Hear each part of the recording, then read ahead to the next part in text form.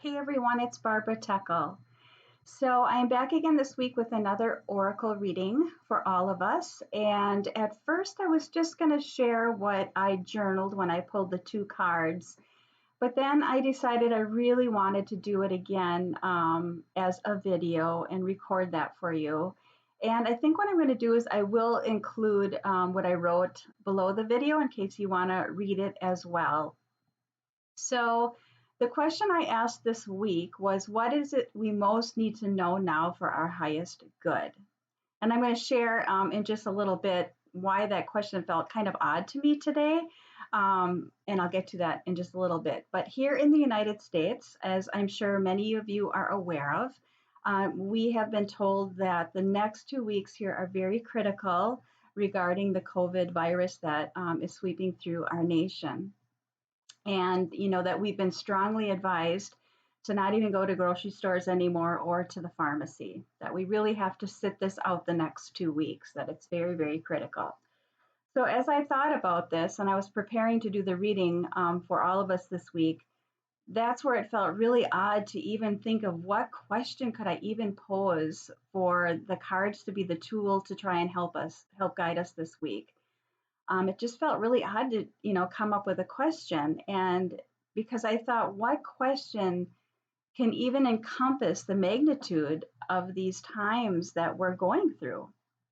But then I realized that what I was asking, about what it is we need to know for our highest good, that while it may seem simplistic, it really contains the depth of what we are really being called to really lean into right now. So I worked with a different deck today called the Work Your Light Oracle by Rebecca Campbell. And because I just love the title of that deck, Work Your Light, because we are in the thick of this time that we need to all be holding the brightest light of love and hope that we can muster and allow that vibration to flow out into the world. That's what I really believe we are being called to do right now. So that's why I was drawn to the Work Your Light Oracle. So I also pulled an animal card because I love to bring in the energy of animals to help guide us as well. And I pulled a card for that from the Spirit Animal Oracle by Colette Baron Reed. So pulling the card from Work Your Light, before I show it to you, I just want to say this first, that it can be a difficult card to look at first, and it can feel scary. I know for myself, when I pulled it, I felt a little like, ooh, that's tough. It's kind of tough to look at. But before showing the card, I felt it was important to say that we also have to remember to keep our hearts open and to trust that there is a glimpse of what can, and I believe will be, on the other side of everything we're going through right now. So the card that I pulled is called The Crumbling. And on the bottom, it asks the question, what are you clinging on to? Just hold that a little closer so everybody can see. So as we can see, it looks like a very dark tower splitting in half. It's getting ready to crumble. The sky is lit up, thundering and lightning, and a lot is happening, and things are starting to crumble. And so I'm going to refer back to the advice, strong advice we're getting right now here in the United States.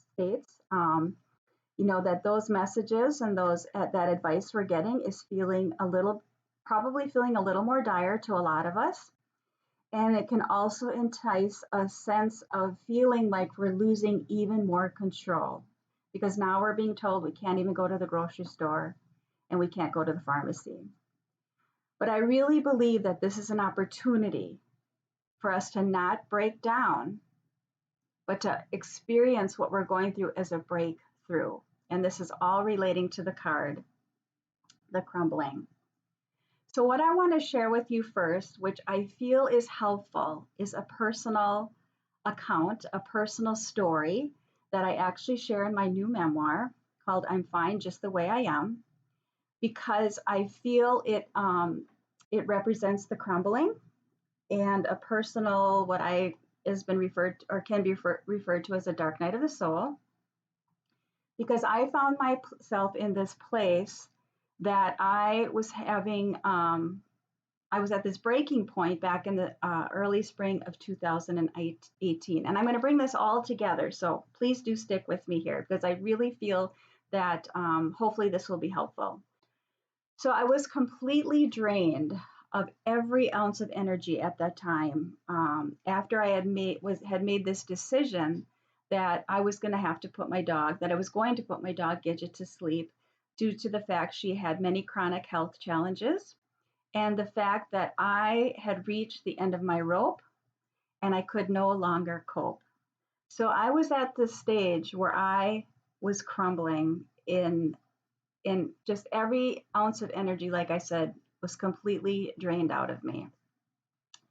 And it was after I had made that decision, which again I felt was the right decision, that I was going to put Gidget to sleep, that my friend, who's also an animal communicator, Dawn, and who had helped me through various times doing readings for Gidget, that her and I spoke via Skype when I had let her know of my decision.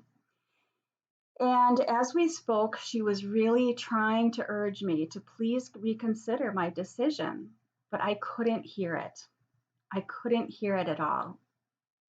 Because all I felt at that moment is that I was losing every sense of control. Because what I felt was the best decision for Gidget. And at the same time, I was also feeling very deeply judged for the decision I had made. And I think it's really key to point out here that it was what I was feeling. It wasn't what Dawn was saying to me. That was not her intention. That was not the point. But it was what I was feeling in that moment. So after an intense back and forth that Dawn and I had in this conversation, at one point she said to me, I'm just trying to be an advocate for Gidget.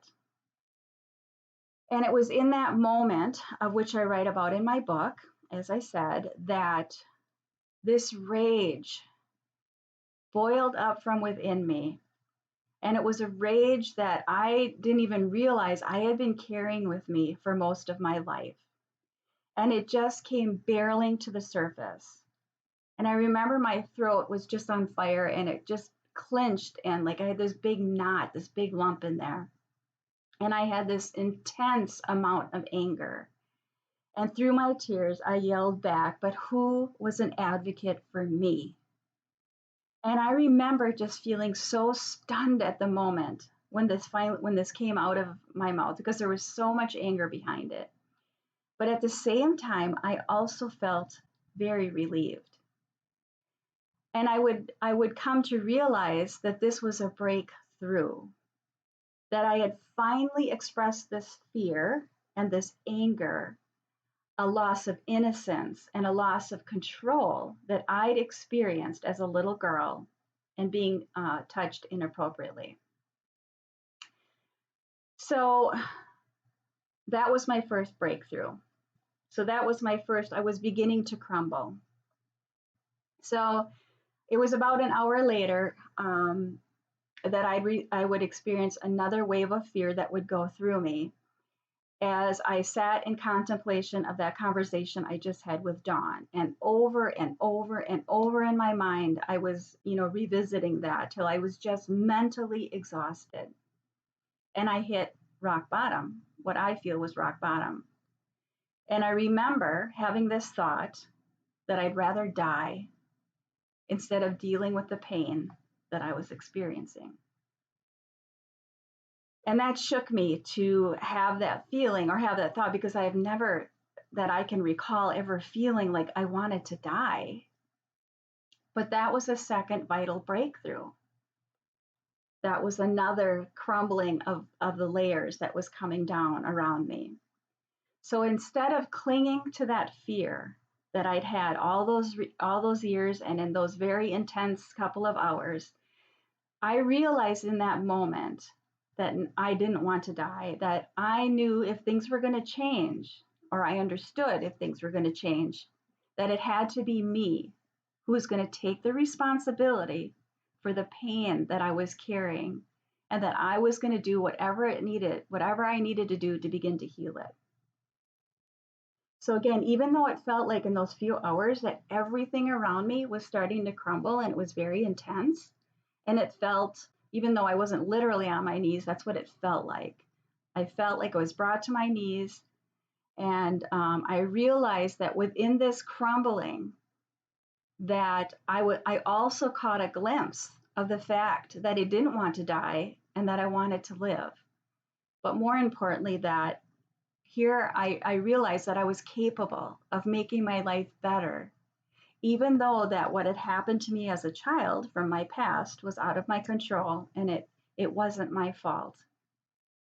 So as I took each step forward, and some days were very tiny, I began to really feel lighter, in my body, in my mind, in my spirit. And I started to see the world around me in a new way. And I was really starting to feel hopeful. I was very hopeful with the changes I was making, looking at this fear and dealing with it.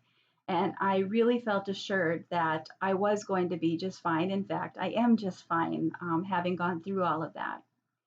And I share this story in conjunction with the crumbling because I hope that, if you are in a space right now that you are feeling with the new restrictions that are placed upon us and are really being advised for us to do, you might be feeling this sense of losing even more control than before. And maybe your fear is being even more amplified. But I really want to encourage you to look at this as an opportunity to really look at your fears and to face them. And even, I know I keep saying importantly, but this, and of course I'm speaking from my experience, but to really understand and examine and explore, where does that fear come from? Where is it coming from? So in my experience, it could very well likely be that it's coming from that little child within you that has experienced fear before in its life. And that little child within you needs you now more than ever to reassure you that you're going to be okay and that you're going to help each other through this. So while it might appear, what's going on in our world, that things around us are crumbling, and let's face it, they are crumbling. But when we look at the card, and the more that everything crumbles around us, we also have to remember that we're being given the opportunity to see the light that is coming through. And that is indicative on the card of the beautiful flowers and this beautiful landscape that is behind the crumbling. And exactly what I experienced as I let go of my fears and my anger and, grieving the loss of innocence and grieving what happened to me as a child. So we're being given that same opportunity right now. So the animal that is guiding us, I pulled from the spirit animal oracle, is pig spirit. And the words on the card is use your mind wisely. And I did pull the card in reverse, which in this deck means protection, which means this is an extra nudge from spirit to really listen to this message. So the fact that it was in reverse and the message says, use your mind wisely, where aren't we using our mind to the best that we can? Because our minds can be very, very powerful. And I have definitely experienced this in my life as well, especially going through that dark night of the soul that I did just 2 years ago. But this is an opportunity again for us to see the advantage of not letting this fear take us over, but rather to help us to remember that we are very capable of moving through times like this, that we've got this, that we can do this. So the image of the pig on the card having wings, when I looked at that, I think most people would hear in your mind, when pigs fly. And I just feel this is symbolic as the fact that we can rise above this. We can.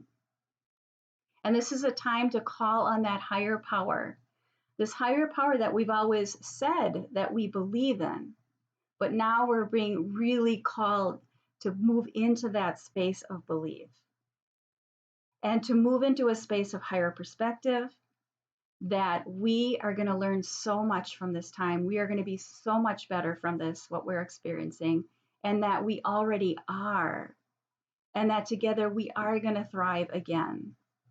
And I think it's also important to remember that even though I want to, let me say this again.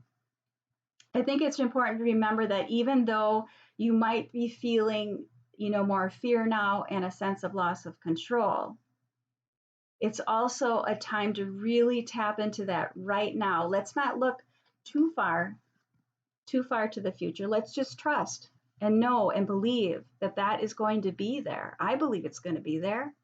I absolutely believe that. And so let's live in that higher perspective space right now. That's the opportunity. That's the opportunity where we get to use our mind in a positive way and a helpful way, instead of letting it take control over us. So, deep message today, right? But that's me. I'm a deep thinker. So I hope that was helpful for you.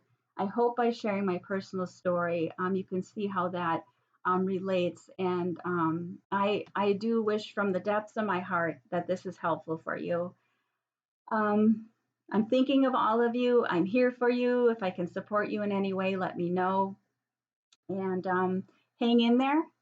We're all going to be better for this. I believe that. I believe that at my core.